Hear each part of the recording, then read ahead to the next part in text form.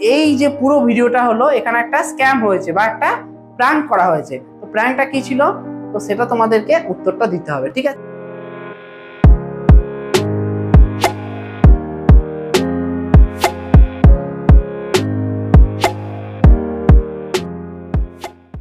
Hello, welcome to our channel Arghya and Soumya's classes, the heart of learning.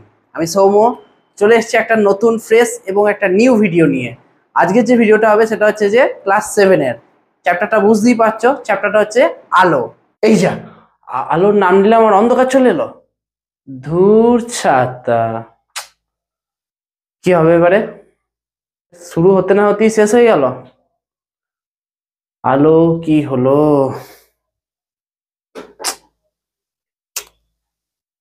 আপাতত মোমবাতি জ্বালিয়ে একটু বসে থাকি, আলোর অপেক্ষা করি।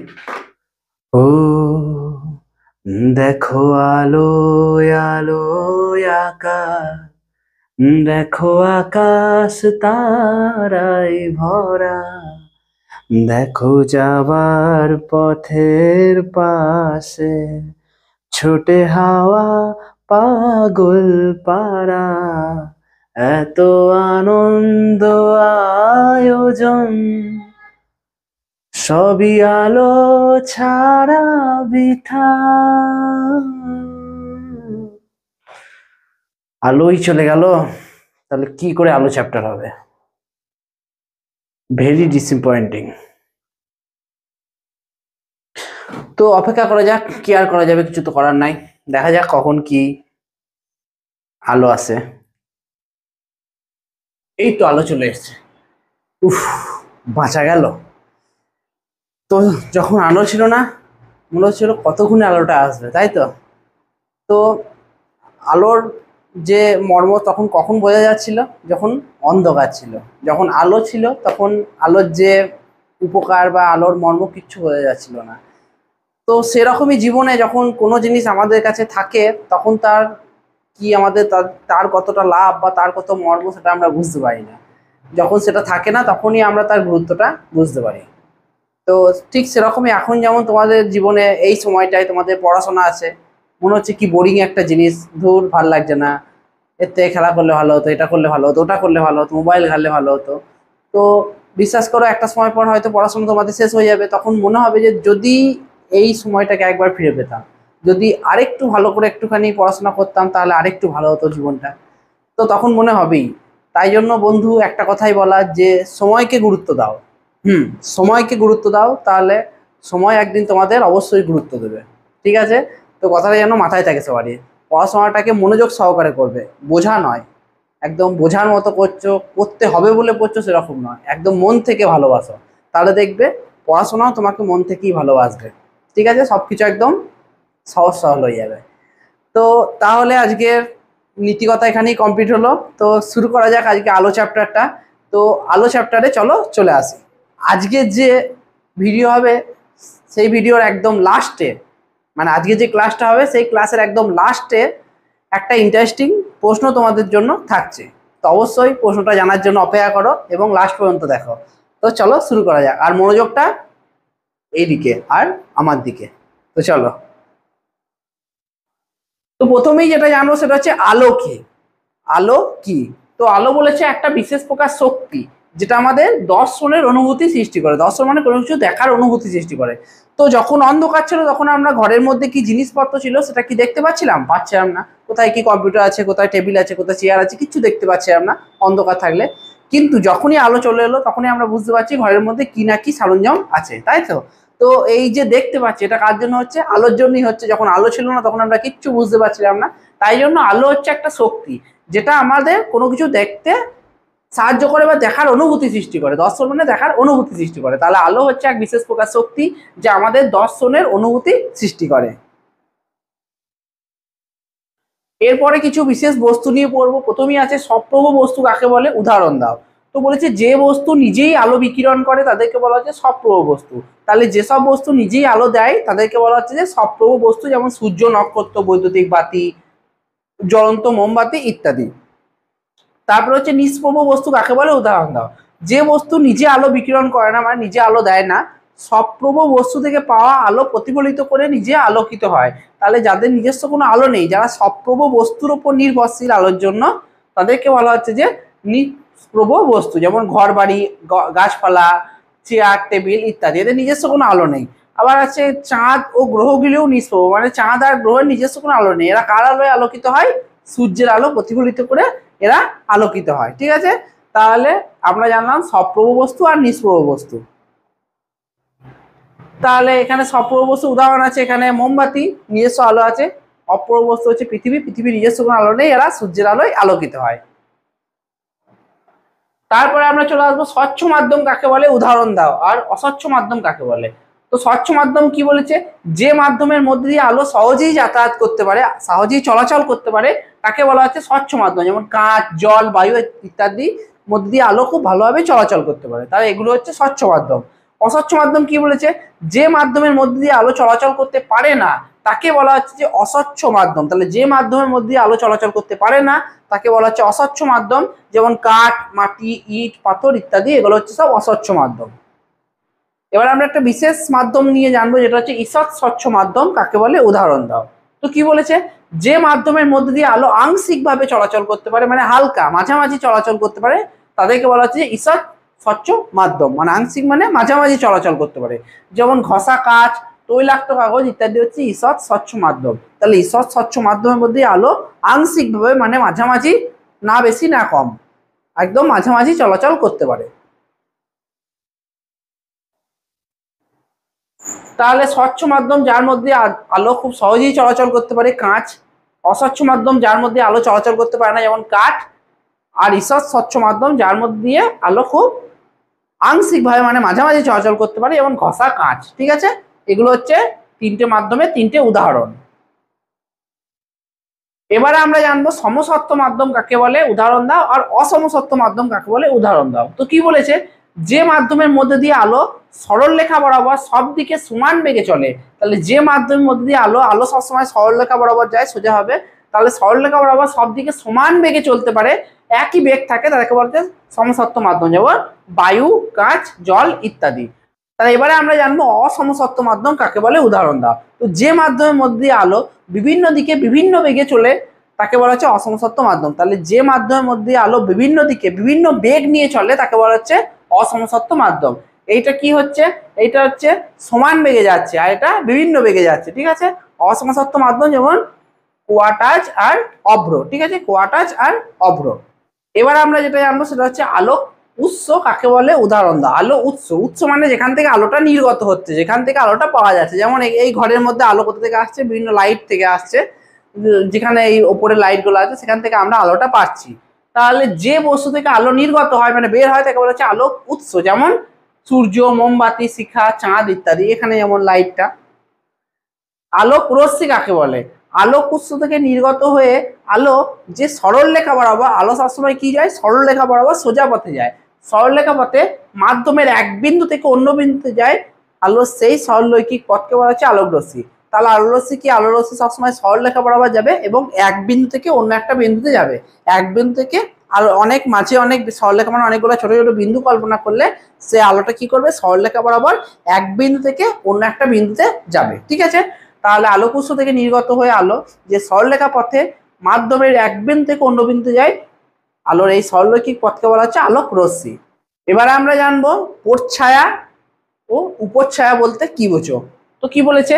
যে বিস্তৃত আলোক উৎসের সামনে কোনো অস্বচ্ছ বস্তু থাকলে, তাহলে আলো যেদিকে যাচ্ছে তার সামনে কোনো অস্বচ্ছ বস্তু রাখলে, মানে যার মধ্যে আলো একবারেই যেতে পারে না। তো একটা পাথর রেখে দিলাম, একটা কাঠ রেখে দিলাম, তাহলে কি সৃষ্টি হবে? সেখানে একটা ছায়া সৃষ্টি হবে। আলোক উৎসের সামনে কোনো অস্বচ্ছ বস্তু রাখলে ছায়া তখনই সৃষ্টি হবে যখন আলোটা যেতে পারবে না। ঠিক আছে, তাহলে অস্বচ্ছ বস্তুর মধ্যে ছায়া সৃষ্টি হয়। তাহলে বিস্তৃত আলোক উৎসের সামনে, যার মধ্যে আলো যাচ্ছে তার সামনে কোনো অস্বচ্ছ বস্তু থাকলে যে ছায়া গঠিত হয় তার দুটি নির্দিষ্ট অংশ থাকে। তাহলে ছায়ার দুটো নির্দিষ্ট অংশ থাকে। কি কি? ছায়ার মাঝখানের অংশটি গাঢ় অন্ধকারচ্ছন্ন হয়। ছায়ার যে মাঝখানের অংশ সেটা খুব বেশি অন্ধকার হয়, যেখানে উৎস থেকে কোনো আলো এসে পৌঁছায় না, যেখানে উৎস থেকে কোনো আলো এসে পৌঁছায় না। তো এই অংশটির নাম হচ্ছে প্রচ্ছায়া। তাহলে একটা ছায়ার মাঝখানের অংশটা খুবই অন্ধকার হয়, এই অন্ধকার অংশটার নাম হচ্ছে প্রচ্ছায়া। প্রচ্ছায়ার চারপাশে অপেক্ষাকৃত কম অন্ধকারাচ্ছন্ন স্থান থেকে। তাহলে প্রচ্ছায়ার প্রচ্ছায়াটা তো নিচে খুব অন্ধকারাচ্ছন্ন, কিন্তু প্রচ্ছায়ার চারপাশে অন্ধকারটা কম থাকে। যেখানে উৎসের সব অংশ থেকে আলো এসে আসে না, কিন্তু কোনো কোনো অংশ থেকে আলো এসে পৌঁছায়। তাহলে প্রচ্ছায়ার ক্ষেত্রে আলো একবারই এসে পৌঁছাচ্ছিল না, কিন্তু উপচ্ছায়ার ক্ষেত্রে আলো অল্প এসে পৌঁছাচ্ছে। ঠিক আছে, তাহলে এসে পৌঁছায় সেই অংশটির নাম হচ্ছে উপচ্ছায়া। তাহলে চিত্রের মাধ্যমে যদি দেখি, তাহলে দেখো এখানে একটা আমার হাত রাখা হয়েছে আলোর সামনে, অস্বচ্ছ বস্তু। তাহলে এখানে কি গঠিত হয়েছে? ছায়া গঠিত হয়েছে। তো ছায়ার যদি ভালোভাবে দেখো, মাঝখানের অংশটা খুবই অন্ধকার হয়েছে, গাঢ় হয়েছে, গাঢ় অন্ধকার, যে অংশটার নাম হচ্ছে প্রচ্ছায়া। আর আশেপাশের অংশটা হচ্ছে যে হালকা অন্ধকার, এক একটার মানে প্রচ্ছায়ার মতো অতটা অন্ধকার নয়, হালকা অন্ধকার, সেই অংশটার নাম হচ্ছে উপচ্ছায়া। তাহলে যখন গাঢ় অন্ধকার হবে তখন সেটাকে বলবে প্রচ্ছায়া, আর হালকা অন্ধকার অঞ্চল হলে সেটাকে বলা হবে উপচ্ছায়া। এরপরে আমরা আলোর কিছু বিশেষ ঘটনা সম্পর্কে জানবো, যেটা হচ্ছে আলোর প্রতিফলন। আলোর প্রতিফলন, তো প্রথমে রশ্মিগুলো সম্পর্কে জানবো। প্রথমে চিত্রটা আমরা দেখবো, এখানে একটা চিত্র দেওয়া হয়েছে। তো এখানে একটা তল আছে, যে তলের মধ্যে আলো পড়ছে। ঠিক আছে, এ থেকে আলো আসছে, দিয়ে আলোটা প্রথমে যাচ্ছে এ ও পথে যাচ্ছে, যাওয়ার পর সেই তলে ধাক্কা খাচ্ছে, দিয়ে ধাক্কা খাওয়ার পর ও বি পথে বেরিয়ে চলে যাচ্ছে। তাহলে এইটাকে মানে এই ওপরটাকে আমরা যদি প্রথম মাধ্যম ভাবি, আর এই নিচেরটাকে আমরা যদি দ্বিতীয় মাধ্যম ভাবি, মানে এই তলের এক পৃষ্ঠ আমরা যদি প্রথম মাধ্যম, আর তলের অপর পৃষ্ঠ মানে নিচের পৃষ্ঠটা যদি আমরা দ্বিতীয় মাধ্যম ভাবি, তাহলে আলো কি হচ্ছে? আলো যাচ্ছে প্রথম মাধ্যম থেকে যেতে যেতে দ্বিতীয় মাধ্যমের যে তল আছে, এই দেখো দ্বিতীয় মাধ্যমের যে তল আছে সেখানে ধাক্কা খেলো। কি পথে গেল? এ ও। তো এই যাওয়া যে রশ্মিটা বা যে আলোটা গেল তার একটা নাম আছে, সে আলোটার নাম হচ্ছে আপাতিত রশ্মি। কি নাম? আপাতিত রশ্মি। এবারে দ্বিতীয় মাধ্যমের তলে ধাক্কা তো খেলো, কিন্তু দ্বিতীয় মাধ্যম কি ভেদ করে চলে গেল? না, দ্বিতীয় মাধ্যমের তলে ধাক্কা খেয়ে ঠিক আবার প্রথম মাধ্যমেই ফিরে চলে গেল। ঠিক আছে, প্রথম মাধ্যম থেকেই গিয়েছিল আলোটা, আবার দ্বিতীয় মাধ্যমে ধাক্কা খেয়ে প্রথম মাধ্যমে আবার ফিরে চলে গেল। তাহলে যে আলোটা ফিরে যাচ্ছে তার নাম কি? ও বি। তাহলে এ ও হচ্ছে আলোটা যাচ্ছে, যার নাম হচ্ছে আপাতিত রশ্মি, আর ও বি আলোটা ফিরে যাচ্ছে, যে তার নাম হচ্ছে প্রতিফলিত রশ্মি। ঠিক আছে, তাহলে আপাতিত রশ্মি মানে যে আলোটা যাচ্ছে, আর প্রতিফলিত রশ্মি মানে যে আলোটা ফিরে যাচ্ছে। এবারে এইখানে দেখো, এই যে আলোটা যাচ্ছে আর ফিরে যাচ্ছে একটা বিন্দুতে পরস্পর মিলিত হয়েছে, যে বিন্দুটার নাম কি? ও। এই ও বিন্দুটার নাম হচ্ছে আপাতন বিন্দু। এগুলো সম্পর্কে আমরা জানবো সংজ্ঞাতে। তারপরে দেখো, এই যে যাচ্ছে আর ফিরে যাচ্ছে, এর মাঝখানে একটা লম্ব অঙ্কন করা হয়েছে। কি অঙ্কন করা হয়েছে? লম্ব, যেটার নাম হচ্ছে ও এন। কি নাম? ও এন, যেটার নাম হচ্ছে অভিলম্ব, ঠিক 90° কোণে। ঠিক আছে, এটার নাম কি? অভিলম্ব। আর সব থেকে বড় কথা, যে তলটার উপর পড়ছে আলোটা, কোন তলের উপর পড়ছে? M1 আর M2, এই তলটার নাম হচ্ছে যে বিভেদ তল বা প্রতিফলক। তা আলো যে তলের উপর পড়ে সেটাকে বলা হবে প্রতিফলক বা বিভেদ তল। নাম কি? M1 আর M2। ঠিক আছে, এবারে আলো যাওয়ার সময় যে কোণটা সৃষ্টি করছে, আলো যাওয়ার সময় যে কোণটা সৃষ্টি করছে, কোণটার নাম কি? এ যাচ্ছে কোন আলোটা, এ আর ও যাচ্ছে, তাহলে কোণটা কি সৃষ্টি করছে অভিলম্বের সঙ্গে? এ ও এন। তাহলে যাওয়ার সময় যে মানে আপাতিত রশ্মি মানে যাওয়ার সময় আপাতিত রশ্মি যে কোণটা উৎপন্ন করে সেটার নাম হচ্ছে এ ও এন, যার নাম হচ্ছে আপাতন কোণ। আপাতন কোণ, আপাতন কোণ, যেটাকে ইংরেজিতে আই দ্বারা লেখা হয়, ইংরেজি ছোট হাতের আই দ্বারা।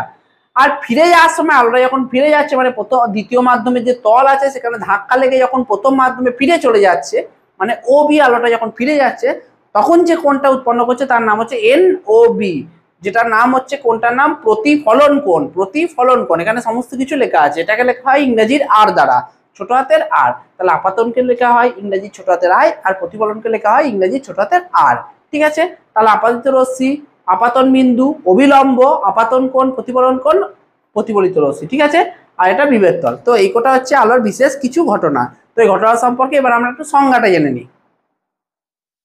তো প্রথমে আছে আপাতিত রশ্মি, মানে যে আলোটা যাচ্ছে, তাহলে যে আলোক রশ্মি এক সমসত্ব স্বচ্ছ মাধ্যম থেকে অন্য কোনো মাধ্যমে আপাতিত হয়, আপাতিত হয় মানে যায়, আপাতিত হওয়া মানে যাওয়া, তাহলে সেই আপাতিত হওয়া সেই রশ্মিটার নাম হচ্ছে আপাতিত আলোক রশ্মি। ঠিক আছে, তাহলে যে আলোক রশ্মি এক সমসত্ব স্বচ্ছ মাধ্যম থেকে অন্য কোনো মাধ্যমে আপাতিত হয় মানে পড়ে, তখন সেই আলোক রশ্মিটাকে বলা হচ্ছে আপাতিত আলোক রশ্মি। এবার হচ্ছে প্রতিফলিত আলোক রশ্মি। প্রতিফলনের পর আলোটা এই যে গেল প্রথম মাধ্যম থেকে যেই যেতে যেতে দ্বিতীয় মাধ্যমে তলে যে পড়লো, দিয়ে পড়ার পর যে আবার দ্বিতীয় মাধ্যমে ফিরে গেল না, দ্বিতীয় মাধ্যমে তল থেকে আবার দিকটা পরিবর্তন করে আবার কোন মাধ্যমে ফিরে চলে গেল, প্রথম মাধ্যমে। মানে প্রথম মাধ্যমেই গিয়েছিল, আবার প্রথম মাধ্যমেই ফিরে গেল। ঠিক আছে, তাহলে আলোর যে এই যে প্রথম মাধ্যমে গিয়ে আবার প্রথম মাধ্যমেই ফিরে যাওয়ার এই যে ঘটনা, তাহলে আলোর প্রথম মাধ্যমে গিয়ে আবার প্রথম মাধ্যমেই ফিরে যাওয়ার এই যে ঘটনা, তাকে বলা হয় আলোর প্রতিফলন। কি বলা হয়? আলোর প্রতিফলন। হ্যাঁ, মনে রাখবে কি বলা হবে? আলোর প্রতিফলন। ঠিক আছে, তাহলে প্রতিফলনের পর মানে আলোটা পড়লো, প্রতিফলন হলো, তাহলে প্রতিফলনের পর যে আলোক রশ্মি প্রথম মাধ্যমে ফিরে আসে, তাহলে আলোটা পড়লো, আলোটা পড়ার পর আবার কি হলো? আলোটা পড়ার পর কি হয়েছে দেখো এখানে, আলোটা পড়ার পর আবার প্রথম মাধ্যমে ফিরে চলে যাচ্ছে। তাহলে এই যেটা ফিরে চলে যাচ্ছে সেটার নাম কি লেখা আছে ওখানে? অবি।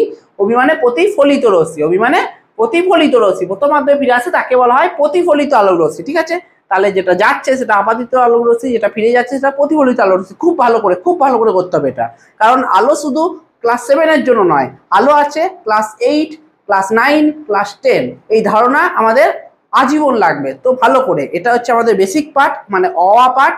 আমাদের পরবর্তী ধাপে অনেক দূর এগোতে হবে, তাই জন্য খুব মনোযোগ সহকারে, খুব ভালো করে আর এনার্জি নিয়ে। তারপরে হচ্ছে যে অবিলম্ব কাকে বলে? অবিলম্ব কি বললাম? যে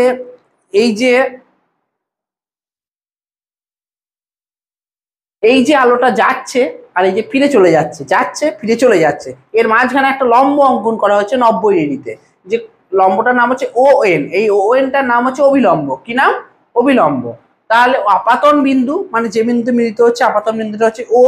আপাতন বিন্দুতে দুই মাধ্যমের বিভেদ তলের ওপর, বিভেদ তলের নাম হচ্ছে যে, এইটা হচ্ছে যে বিভেদ তল আমাদের, এইটা হচ্ছে যে বিভেদ তল M1 M2, এর নাম হচ্ছে বিভেদ তল, অথবা এর আরেকটাও নাম আছে প্রতিফলক। তাহলে এর দুটো নাম, প্রতিফলক বা বিভেদ তল।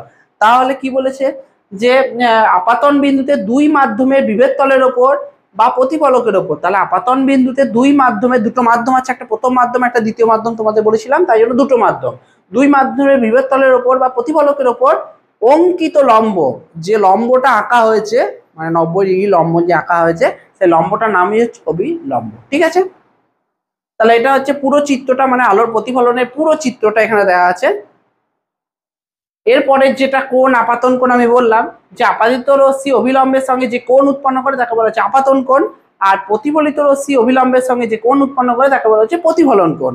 আর প্রতিফলক বা বিভেদ তল আমি বলে দিলাম যে তলে আলোর প্রতিফলনটা হয় তাকেই বলা হচ্ছে প্রতিফলক বা বিভেদ তল। ঠিক আছে, তাহলে খুব ভালো করে চিত্র সহ এটা ভালো করে মনে রাখবে। এবার আসছি আলোর প্রতিফলন কাকে বলে। আলোর প্রতিফলন আমরা জানলাম, এবারে সংজ্ঞাটা জেনে নিই। যে যখন কোনো আলোক রশ্মি এক সমসত্ব স্বচ্ছ মাধ্যম থেকে, সমসত্ব কাকে বলে, স্বচ্ছ মাধ্যম কাকে বলে, সব কিন্তু আগে জেনেছি। সমসত্ব মাধ্যমে যে মাধ্যমে আলোর বেগটা সব দিকে সমান হয়, আর স্বচ্ছ মাধ্যম মানে যে মাধ্যমের মধ্যে আলো সহজেই যাতায়াত করতে পারে। ঠিক আছে, তাহলে সমসত্ব স্বচ্ছ মাধ্যম থেকে অন্য কোনো মাধ্যমে আপাতিত হয় মানে পড়ে, তখন ওই আলোক রশ্মির কিছু অংশ দ্বিতীয় মাধ্যমের তল থেকে দিক পরিবর্তন করে, দেখলে আগের চিত্রটাতেই দেখলে যে আলোটা যাচ্ছে প্রথম মাধ্যম থেকে কোথায় ধাক্কা খেলো? দ্বিতীয় মাধ্যমে। দ্বিতীয় মাধ্যমে ধাক্কা খাওয়ার পর কি করলো? কিছুটা আলো দিক পরিবর্তন করলো, দিয়ে কোথায় ফিরে যাচ্ছে? প্রথম মাধ্যমেই ফিরে চলে যাচ্ছে। তাহলে প্রথম মাধ্যমে আসলো আর প্রথম মাধ্যমে ফিরে চলে যাচ্ছে, এই ঘটনাটাই বলা হচ্ছে আলোর প্রতিফলন। তাহলে মাধ্যমের তল থেকে দিক পরিবর্তন করে পুনরায় প্রথম মাধ্যমে ফিরে আসে, এই ঘটনাটাই হচ্ছে আলোর প্রতিফলন। এই ঘটনাটার নামই হচ্ছে আলোর প্রতিফলন। তো দর্পণে আমরা যখন লাইট ফেলি, কোনো টর্চের লাইট, তখন এই ঘটনাটা দেখা যায়। ঠিক আছে, কোনটা? আলোর প্রতিফলন। ঠিক আছে, তাহলে আলো যখন প্রথম মাধ্যমে গিয়ে আবার প্রথম মাধ্যমেই দিক পরিবর্তন করে ফিরে আসে, তখন সেটার নাম হচ্ছে আলোর প্রতিফলন।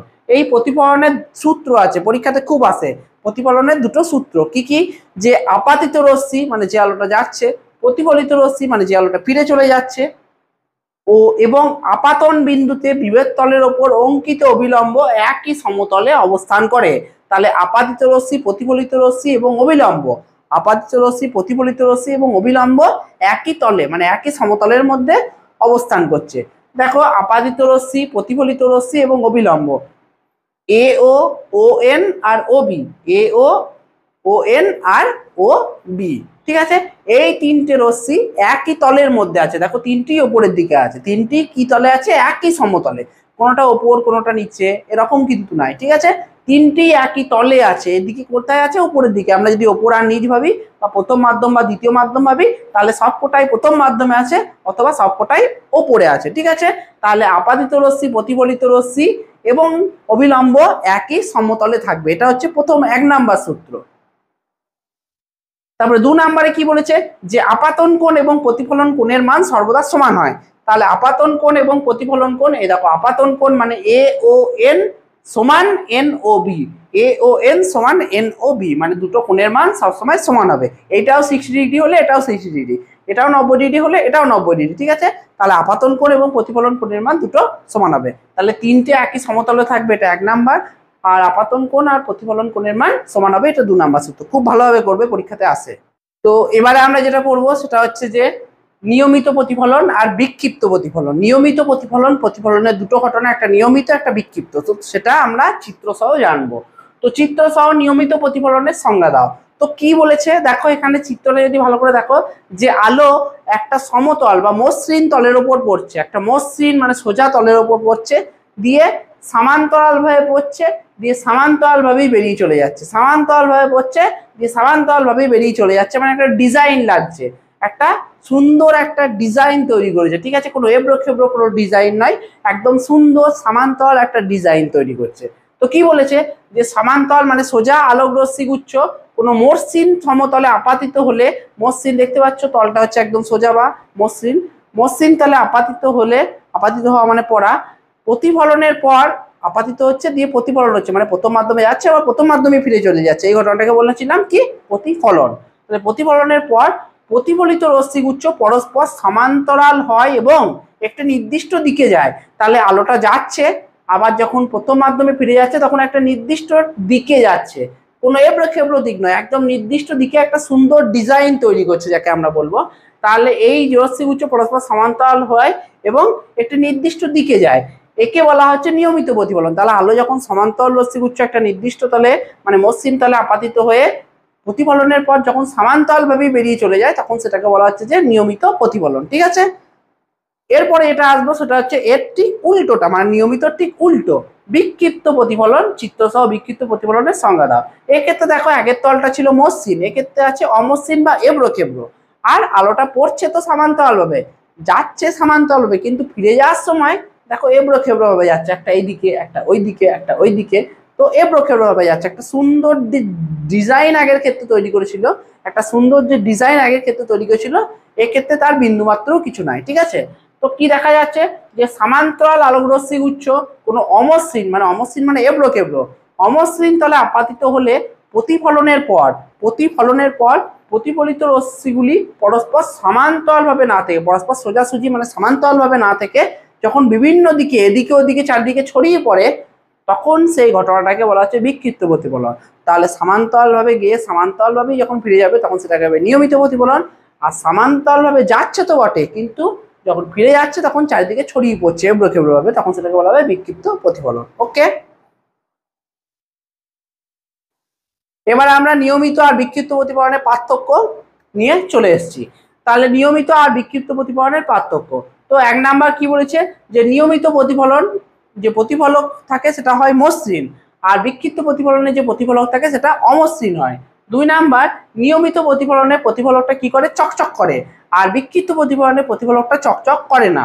3 নাম্বার, নিয়মিত প্রতিফলনে উৎসের প্রতিবিম্ব গঠিত হয়, নিয়মিত প্রতিফলনে যে আলোটা যেখান থেকে আসছে তার প্রতিবিম্ব গঠিত হয়। প্রতিবিম্ব কি সেটাও আমরা জানবো, প্রতিবিম্ব গঠিত হয় মানে প্রতিবিম্ব মানে নিজের ছায়া। আয়নাতে আমরা যদি দাঁড়িয়ে থাকি তাহলে আমরা আয়নার ওই পৃষ্ঠে যেটাকে দেখতে পাই, মানে আমি যদি দাঁড়িয়ে থাকি আমাকেই দেখতে পাবো, তাহলে ওই যে দ্বিতীয় আমিটা দেখতে পাচ্ছি সেটাই হচ্ছে প্রতিবিম্ব।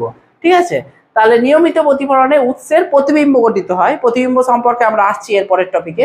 বিক্ষিপ্ত প্রতিফলনে উৎসের প্রতিবিম্ব গঠিত হয় না, তাহলে এক্ষেত্রে গঠিত হয়, এক্ষেত্রে গঠিত হয় না। 4 নাম্বার, নিয়মিত প্রতিফলনে আপাতিত রশ্মিগুচ্ছ সমান্তরাল হলে প্রতিফলিত রশ্মিগুচ্ছ সমান্তরাল হয়, তাহলে যেটা যাচ্ছে সেটাও সোজা, যেটা ফিরে যাচ্ছে সেটাও সোজা নিয়মিত প্রতিফলনে। আর এই ক্ষেত্রে কি হয়, যে বিক্ষিপ্ত প্রতিফলনে আপাতিত রশ্মিগুচ্ছ সমান্তরাল হলেও যেটা যাচ্ছে সেটা তো সমান্তরাল, কিন্তু ফিরে যাওয়ার সময় যে রশ্মিটা পাওয়া যাচ্ছে সেটা সমান্তরাল নয়, চারদিকে এবড়ো খেবড়ো ছড়িয়ে পড়ছে। নিয়মিত প্রতিফলনে প্রতিফলককে ঘুরিয়ে প্রতিফলিত আলোক রশ্মিকে ইচ্ছে মতো যে কোনো স্থানে ফেলা যায়। তাহলে নিয়মিত প্রতিফলনে প্রতিফলককে ঘুরিয়ে, যে মানে যার মধ্যে আলোটা পড়ছে সেটাকে বলা হচ্ছে প্রতিফলক, প্রতিফলককে ঘুরিয়ে প্রতিফলিত রশ্মিকে ইচ্ছে মতো এদিকে ওদিকে অন্য স্থানে ফেলা যায়। বিক্ষিপ্ত প্রতিফলনে প্রতিফলককে ঘুরিয়ে প্রতিফলিত রশ্মিকে ইচ্ছে মতো যে কোনো স্থানে ফেলা যায় না। ঠিক আছে, তাহলে নিয়মিত আর বিক্ষিপ্ত প্রতিফলনের পার্থক্য খুব ভালো করে করবে। তো এবারে আমরা যেটা আসবো সেটা হচ্ছে যে আলোর প্রতিসরণ। আগের ঘটনাটা জানলাম আলোর প্রতিফলন, এক্ষেত্রে জানবো আলোর প্রতিসরণ। তো দেখতে পাচ্ছ একটা গ্লাস আছে, গ্লাসের মধ্যে একটা রুল ডুবিয়ে দেওয়া হয়েছে। তো গ্লাসের মধ্যে জল আছে, তো রুলটা ডুবিয়ে দিয়ে কি মনে হচ্ছে তোমাদের? তোমাদের মনে হচ্ছে যেন দুটো রুল এখানে দেওয়া আছে, তাই তো? উপরে একটা রুল, নিচে একটা রুল, কিন্তু এটা একটাই রুল। ঠিক আছে, তাহলে দুটো মাধ্যম এখানে, জলের ঠিক উপরের মাধ্যমটা কি মাধ্যম? বায়ু মাধ্যম, আর এইটা হচ্ছে জল মাধ্যম। তাহলে দুটো মাধ্যমে কি মনে হচ্ছে যে দুটো আলাদা আলাদা রুল আছে। তো আলো যখন প্রথম প্রতিফলনে কি হচ্ছিল, প্রথম মাধ্যমে আলোটা যেতে যেতে যখন দ্বিতীয় মাধ্যমে টাচ করছিল, তখন দ্বিতীয় মাধ্যমে আর ভেদ করে যেতে পারছিল না, কি হচ্ছিল, আলোটা দ্বিতীয় মাধ্যম থেকে দিক পরিবর্তন করে আবার প্রথম মাধ্যমে কি হচ্ছিল, ফিরে আসছিল। এটা হচ্ছে আলোর প্রতিফলন। কিন্তু এই ক্ষেত্রে ঠিক উল্টো হচ্ছে, কি, আলোটা প্রথম মাধ্যম মানে বায়ু মাধ্যমে গেল, দিয়ে জল মাধ্যমে টাচ করলো, কিন্তু টাচ করার পর কিন্তু দিক পরিবর্তন করে নাই, কি করেছে, এই জল মাধ্যমের ভেতর দিয়েই চলে গেছে। ঠিক আছে, তাহলে আলো প্রথম মাধ্যমে গিয়ে যখন দ্বিতীয় মাধ্যমে টাচ করে, তখন সেই দ্বিতীয় মাধ্যম ভেদ করে চলে যায়, কিন্তু তার একটা পরিবর্তন হয়েছে, তাদের যে গতিপথ, মানে প্রথম মাধ্যম থেকে দ্বিতীয় মাধ্যমে যাওয়ার সময় যে গতিপথ, সেটা সামান্য পরিবর্তন হয়েছে বা বেঁকে গিয়েছে। ঠিক আছে, দেখো আলো এই যে রুলটা, গতিপথটা বেঁকে গিয়েছে, মনে হচ্ছে যেন দুটো রুল। ঠিক আছে, তো এই ঘটনাটাকে বলা হচ্ছে আলোর প্রতিসরণ। তো কি বলেছে দেখে নি, যে আলোক রশ্মি কোনো সমসত্ব স্বচ্ছ মাধ্যমের মধ্যে দিয়ে যেতে যেতে তার গতির অভিমুখ পরিবর্তিত হয়। দেখো গতির অভিমুখটা পরিবর্তিত হয়েছে, বায়ু মাধ্যমে একরকম অভিমুখ আর জল মাধ্যমে আলাদা একরকম অভিমুখ। তাহলে অভিমুখ পরিবর্তিত হয় এবং একটা মনে হয় যে নতুন সরলরেখা বরাবর চলতে থাকে। দেখো নতুন সরলরেখা মনে হচ্ছে, মানে জল মাধ্যমে যেটা আছে রুলটা, সেটা মনে হচ্ছে একটা নতুন সরলরেখা। তো আলোক রশ্মির এরূপ ঘটনাটাকে বলা হচ্ছে আলোর প্রতিসরণ। ঠিক আছে, তাহলে প্রতিফলনে প্রথম মাধ্যমে গিয়ে প্রথম মাধ্যমে ফিরে যাচ্ছিল, আর প্রতিসরণে কি হচ্ছে, প্রথম মাধ্যমে গিয়ে আবার দ্বিতীয় মাধ্যমে যাচ্ছে, প্রথম মাধ্যমে গিয়ে আবার দ্বিতীয় মাধ্যমে যাচ্ছে, কিন্তু শুধু একটা ছোট্ট পরিবর্তন, গতিমত্তা বা গতির অভিমুখ সেটা পরিবর্তন হচ্ছে। তো এবারে আমরা আলোর যে পার্টটা আসবো সেটা হচ্ছে প্রতিবিম্ব। আলোর যে পার্টটা হবে সেটা হচ্ছে প্রতিবিম্ব। তো দেখতে পাচ্ছ এখানে সামনে মনে হচ্ছে একটা আয়না, দিয়ে দুটো শিশু, কিন্তু এটা দুটো শিশু নয়, এটা একটাই শিশু। এক্ষেত্রে তার আয়নার মধ্যে তার প্রতিবিম্বটা দেখা যাচ্ছে, মানে তার যে ছায়া সেটা দেখা যাচ্ছে, দিয়ে মনে হচ্ছে দুটো শিশু পরস্পর দাঁড়িয়ে আছে। ঠিক আছে, আমরাও আয়নার সামনে দাঁড়ালে মনে হয় যে আমি সেম দেখতে, অন্য একজনা আয়নার অফিসটাই আছে, কিন্তু ওটাই হচ্ছে আমাদের প্রতিবিম্ব। ঠিক আছে, তো প্রতিবিম্ব সংজ্ঞা প্রথমে জানবো, প্রতিবিম্ব কয় প্রকার সেটাও একটু জানবো। তো কি বলেছে প্রতিবিম্বে, প্রতিবিম্ব সাধারণত দু প্রকারের হয়, একটা সদবিম্ব আর একটা অসৎবিম্ব।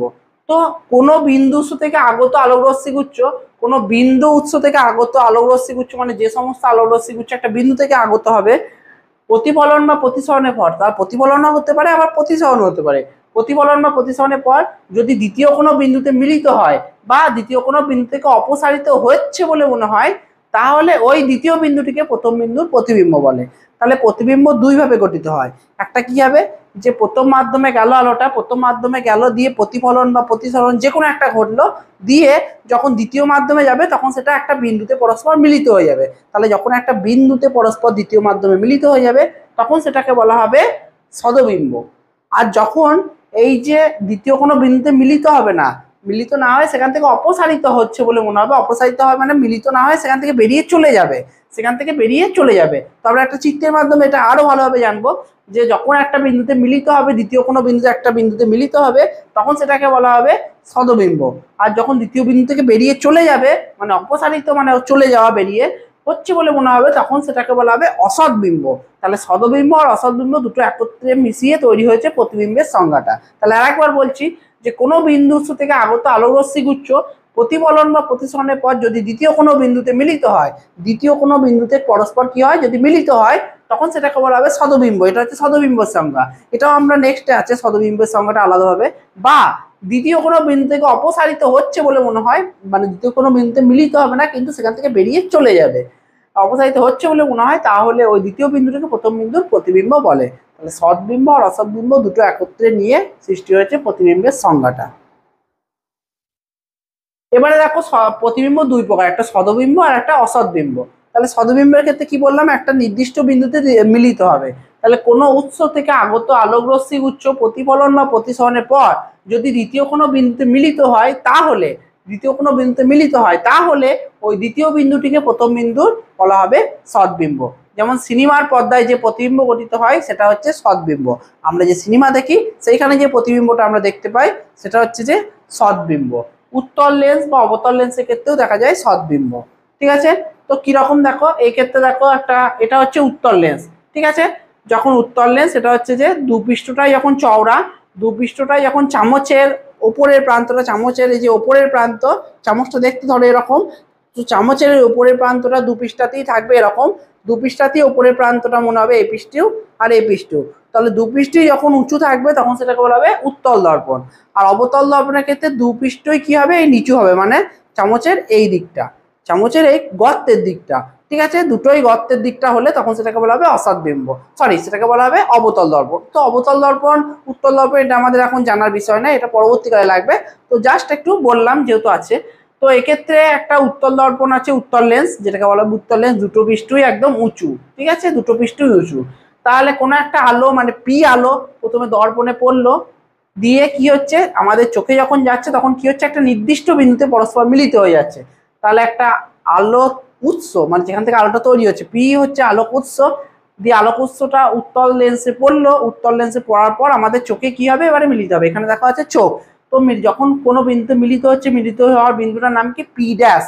তাহলে আসল উৎস হচ্ছে যে পি, আর মিলিত হয়েছে পি ড্যাশ। তাহলে যখন একটা নির্দিষ্ট বিন্দুতে মিলিত হবে, এরকম মিলিত হয়ে গেছে, তখন সেটাকে বলা হবে সদবিম্ব। ঠিক আছে, আর এই ক্ষেত্রে দেখো এটা হচ্ছে একটা আয়না, M1 আর M হচ্ছে একটা দর্পণ বা আয়না। তো একটা মোমবাতি আছে, মোমবাতিটা কি হচ্ছে, দর্পণের মধ্যে ধাক্কা খাচ্ছে, দিয়ে আমাদের চোখে ফিরে আসছে। দেখো দর্পণের মধ্যে ধাক্কা খাচ্ছে, দুভাবে ধাক্কা খেলো, দিয়ে আমাদের চোখে ফিরে আসছে। ঠিক আছে, তো যদি ভালো করে দেখো তাহলে দেখতে পাবে যে আমাদের চোখে ফিরে তো আসছে কিন্তু এর মতো মিলিত হয় না। এক্ষেত্রে যেমন পরস্পর আলো তিনটে মিলিত হয়ে গেছিল, এক্ষেত্রে এই দুটো আলো পরস্পর মিলিত হয় না, দেখো মিলিত হতে পারে না। কি হয়েছে, সেখান থেকে যদি পিছনের দিকে, মানে প্রতিবিম্ব যেটা বলছি, এটা হচ্ছে দর্পণ, এটা হচ্ছে বস্তু, এই মোমবাতিটা হচ্ছে বস্তু, আর এটা হচ্ছে ওর প্রতিবিম্ব। ঠিক আছে, তাহলে দেখো এই দুটো আলোকে আমরা যদি পিছন দিকে ডট ডট ডট করে বাড়িয়েছি, দেখো পিছনে গিয়ে পরস্পর মিলিত হচ্ছে। এই যে এই সামনে মিলিত হচ্ছে না, সেখান থেকে বেরিয়ে চলে গিয়ে মিলিত হচ্ছে, বেরিয়ে চলে যাওয়া মানে অপসারিত হচ্ছে। দেখো সেখান থেকে দ্বিতীয় মাধ্যমে গিয়ে অপসারিত হচ্ছে, যে অপসারিত হয়ে যে প্রতিবিম্বর দিক সেই দিকে মিলিত হচ্ছে। দেখো ডট ডট করে আমি টেনেছি, দিয়ে সেইখানে মিলিত হচ্ছে, তখন সেটাকে বলা হবে অসৎবিম্ব।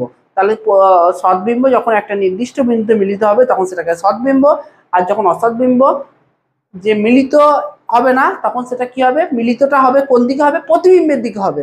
প্রতিবিম্বের দিকে যখন অপসারিত হয়ে গিয়ে, মানে বেরিয়ে চলে গিয়ে যখন মিলিত হবে তখন সেটাকে বলা হবে অসৎ বিম্ব। ঠিক আছে, তাহলে এটা উত্তল লেন্সের ক্ষেত্রে হয়, অথবা সিনেমার পর্দার ক্ষেত্রেও এরকম হয়। আর এটা হচ্ছে আমাদের আয়নার ক্ষেত্রে, কোনো বস্তুকে দেখার ক্ষেত্রে কি সৃষ্টি হয়, অসৎ বিম্ব। ঠিক আছে, তাহলে আয়নার ক্ষেত্রে কি প্রতিবিম্ব দেখা যায়, অসৎ বিম্ব। আর সিনেমার পর্দার ক্ষেত্রে কি দেখা যায়, সদবিম্ব। ঠিক আছে, তাহলে খুব ভালো করে করবে, যখন কোনো একটা নির্দিষ্ট বিন্দুতে মিলিত হবে, মানে দ্বিতীয় কোনো বিন্দুতে মিলিত হবে, তখন সেটাকে বলা সদবিম্ব। আর কোনো বিন্দু থেকে আগত আলোকরশ্মি গুচ্ছ প্রতিফলন বা প্রতিসরণের পর, প্রতিফলন বা প্রতিষ্ঠিত মানে বেরিয়ে গিয়ে প্রতিফলন বা প্রতিষ্ঠিত হয়ে যদি দ্বিতীয় কোনো বিন্দুতে মিলিত না হয়ে, প্রতিফলন বা প্রতিষ্ঠিত হয়ে যখন দ্বিতীয় কোনো বিন্দুতে মিলিত না হয়ে সেখান থেকে অপসারিত হয়েছে বলে মনে হয়, দ্বিতীয় কোনো বিন্দুতে মিলিত হবে না কিন্তু সেখান থেকে বেরিয়ে চলে যাবে, দিয়ে প্রতিবিম্বের দিকে মিলিত হবে, তখন সেটাকে বলা হবে দ্বিতীয় বিন্দুকে প্রথম বিন্দুর অসৎবিম্ব। এবং সমতল দর্পণে এই প্রতিবিম্ব দেখা যায়। তাহলে খুব ভালো করে করবে সৎবিম্ব আর অসৎবিম্ব। এক্ষেত্রে চিত্রটা আছে। এবার দুটো আলোর মধ্যে পার্থক্য, সৎবিম্ব আর অসৎবিম্বের মধ্যে পার্থক্য। তো কি বলেছে সদ্বিম্ব আর অসদ্বিম্বের মধ্যে পার্থক্য, যদি কোনো বিন্দু উৎস থেকে আগত আলোক রশ্মি গুচ্ছ প্রতিফলিত বা প্রতিসিত হয়ে দ্বিতীয় কোনো বিন্দুতে মিলিত হয়, প্রতিফলিত বা প্রতিসিত মানে বেরিয়ে চলে গিয়ে, আর প্রতিফলন মানে ধাক্কা খেয়ে যখন দ্বিতীয় কোনো বিন্দুতে মিলিত হয় তাহলে সেই বিন্দুটিকে বলা হবে সদ্বিম্ব। তাহলে যখন একটা নির্দিষ্ট বিন্দুতে মিলিত হবে তখন সেটাকে বলা হবে সদ্বিম্ব। আর এক্ষেত্রে তো একই বলেছি মিলিত হবে না, যে যদি কোনো বিন্দু থেকে আগত আলোক রশ্মি গুচ্ছ প্রতিফলিত বা প্রতিসিত হয়ে দ্বিতীয় কোনো বিন্দুতে মিলিত না হয়ে দ্বিতীয় কোনো বিন্দু থেকে অপসারিত মানে বেরিয়ে চলে গিয়েছে বলে মনে হয় তখন সেটাকে বলা হবে অসদ্বিম্ব। সদ্বিম্বকে চোখে দেখা যায় এবং পর্দায় ফেলা যায়, সদ্বিম্বকে চোখে দেখা যাবে এবং পর্দায় ফেলা যাবে, অসদ্বিম্বকে কেবল চোখে দেখা যায় কিন্তু পর্দায় ফেলা যায় না। 3 নাম্বার সদ্বিম্ব বস্তু সাপেক্ষে উল্টো হয়, সদ্বিম্ব বস্তু সাপেক্ষে উল্টো হয় আর অসদ্বিম্ব বস্তু সাপেক্ষে একদম সোজা হয়, এটা হচ্ছে পার্থক্য। এবারে এই যে সমতল দর্পণ মানে এই যে আয়নার উপর যে প্রতিবিম্বটা সৃষ্টি হবে তার কিছু বৈশিষ্ট্য আছে। তো কি কি বৈশিষ্ট্য, যে সমতল দর্পণে প্রতিফলনের ফলে কোনো বস্তুর প্রতিবিম্বের নিম্নলিখিত বৈশিষ্ট্যগুলি লক্ষ্য করা যায়। যেমন 1 নাম্বার বলেছে দর্পণ থেকে বস্তুর যে দূরত্ব, দর্পণ থেকে বস্তুর লম্ব দূরত্ব আর দর্পণ থেকে প্রতিবিম্বের যে দূরত্ব সেটা পরস্পর সমান হয়। মানে কি রকম, এটা হচ্ছে আয়না, এই দেখো এখানে মোমবাতি আছে, এটা হচ্ছে আসল বস্তু, এটা হচ্ছে তার প্রতিবিম্ব। মানে এই বস্তু থেকে আয়না মানে বস্তু থেকে দর্পণ আর দর্পণ থেকে এই প্রতিবিম্ব দুটোর দূরত্ব সমান হয়, এটাও যদি 2 মিটার হয় এটাও 2 মিটার হবে, ঠিক আছে। তাহলে বস্তু থেকে আয়নার দূরত্ব মানে আয়নাটা মানে সমতল দর্পণের দূরত্ব আর দর্পণ থেকে এই প্রতিবিম্বের দূরত্ব দুটো সমান হবে, এটাই 1 নম্বরে বলেছে। আর 2 নাম্বার প্রতিবিম্ব সবসময় অসৎ প্রকৃতির হবে, তাহলে দর্পণের ক্ষেত্রে প্রতিবিম্বটা কি হবে একটা নির্দিষ্ট বিন্দুতে মিলিত হবে না, ওখানে দেখতে পেলে নির্দিষ্ট বিন্দুতে মিলিত হবে না, কি হবে বাইরে গিয়ে মিলিত হবে, মানে প্রতিবিম্বের দিকে পরস্পর মানে বাইরে অপসারিত হয়ে মিলিত হবে, তাই জন্য এটা হচ্ছে অসৎ বিম্ব। 3 নাম্বার প্রতিবিম্বের আকার বস্তুর আকারের সমান হয়, তাহলে প্রতিবিম্বের যে আকার মানে প্রতিবিম্বের যেরকম আকার হবে বস্তুর প্রতিবিম্বটার আকারের সঙ্গে বস্তুর আকারটা একদম সমান হবে, প্রতিবিম্বের যেরকম আকার বস্তুর আকারও সেম হবে। 4 নাম্বার প্রতিবিম্ব বস্তু সাপেক্ষে পাশাপাশি উল্টে যায়, অর্থাৎ তার পার্শ্ব পরিবর্তন ঘটে, প্রতিবিম্বটা বস্তু সাপেক্ষে পাশাপাশি উল্টে যায়, কিরকম সেটা এর পরের টপিকে আসছি, পার্শ্ব পরিবর্তন কাকে বলে সেটা নিয়ে। 5 নাম্বার প্রতিবিম্ব বস্তু সমশিষ্ট হয়, সমশিষ্ট মানে সোজা, বস্তুটা যেরকম হবে প্রতিবিম্বটাও সেরকম হবে, ঠিক আছে। এটা হচ্ছে সমতল দর্পণে যে প্রতিবিম্বটা গঠিত হয় তার কিছু বৈশিষ্ট্য। প্রতিবিম্বের কিছু ধর্ম এখানে লেখা আছে, প্রতিবিম্বের পার্শ্ব পরিবর্তন হয়, দেখো পাশাপাশি উল্টে যাচ্ছে, মনে হচ্ছে হাতটা এদিকে মনে হবে ডান হাত, ওইদিকে মনে হবে বাঁ হাত, এদিকে ডান হাত ওইদিকে আয়নাতে দেখে মনে হবে এটা বাঁ হাত, ঠিক আছে, পাশাপাশি উল্টে যাবে। প্রতিবিম্বটা সমশিষ্ট হবে মানে বস্তুটা যেরকম আকার প্রতিবিম্বটাও সে সেম আকার হবে, একই আকার, কোনো আকারের কোনো চেঞ্জ হবে না, যে এটা বড় এটা ছোট এটা কিছু হবে না। এবারে এটা আমরা বললাম পার্শ্বীয় পরিবর্তন আমরা আলোচনা করব।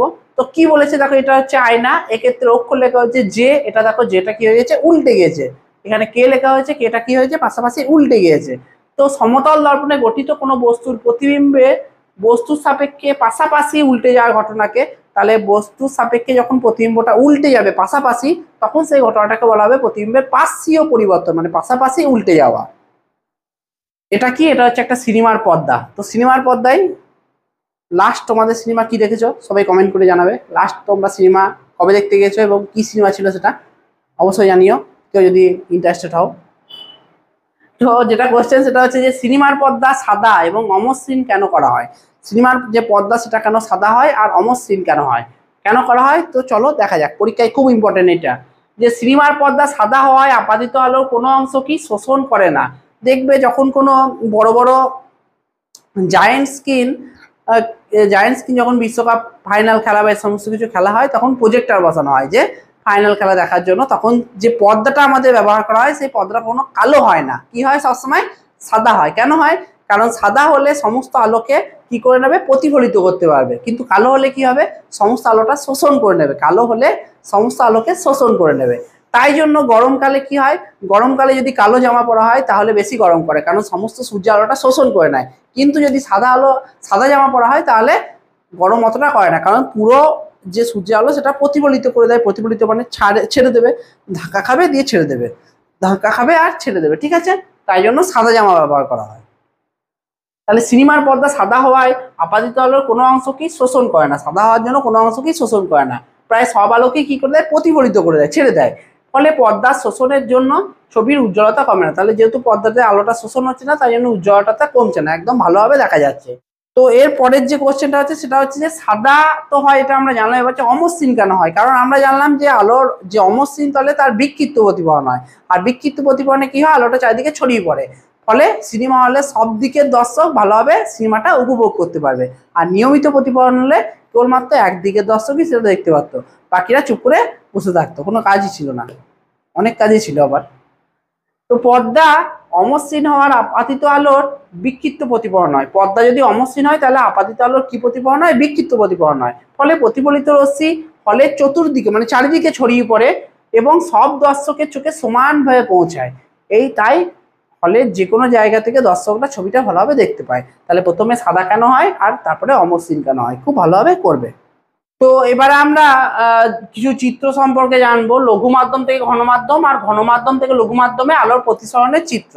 লঘু মাধ্যম থেকে ঘন মাধ্যম, লঘু মাধ্যম এখানে বলা হয়েছে কি বায়ু, প্রথমটা আমরা জানবো। প্রথমে লঘু মাধ্যম থেকে ঘন মাধ্যমে আলোর প্রতিসরণের যে চিত্র সেটা আমরা জানবো। তাই লঘু মাধ্যমের উদাহরণ হচ্ছে বায়ু আর ঘন মাধ্যমের উদাহরণ হচ্ছে যে জল। তো এক্ষেত্রে আলোটা আঁকা হয়েছে প্রতিসরণ মানে বুঝতেই পারছো আলোটা গতিপথটা দ্বিতীয় মাধ্যমে গিয়ে একটু বেঁকে যাবে, তাহলে এটা অবিলম্ব মানে এন ড্যাশ হচ্ছে অবিলম্ব, আলোটা যাচ্ছে কি পথে? এ ও পথে গেল মানে আপাতিত রশ্মি, এবং প্রতিসরণে কি হয়, আলোটা দ্বিতীয় মাধ্যমে যায় কিন্তু তার গতিপথটা একটু কি হয়ে যায়, বেঁকে যায়। তাহলে প্রতিফলিত আলোর রশ্মি হচ্ছে কি ও বি, প্রতিফলিত আলোর রশ্মি ও বি কিন্তু সামান্য কি হয়ে গেছে, বেঁকে গিয়েছে। তাহলে এ ও হচ্ছে আপাতিত রশ্মি আর ও বি হচ্ছে যে প্রতিফলিত রশ্মি। তাহলে এক্ষেত্রে দেখো এটা হচ্ছে যে সামান্য বেঁকিয়ে দেবে। এবারে যখন আলো লঘু মাধ্যম থেকে ঘন মাধ্যমে যায়, যখন আলোটা লঘু মাধ্যম থেকে ঘন মাধ্যমে যায় তখন মনে রাখবে যে রশ্মি প্রতিফলিত রশ্মি সেটা অবিলম্বের কাছে চলে আসে। প্রতিফলিত রশ্মিটা কি হয়, অবিলম্বের কাছে চলে আসে, খুব কাছাকাছি চলে আসে।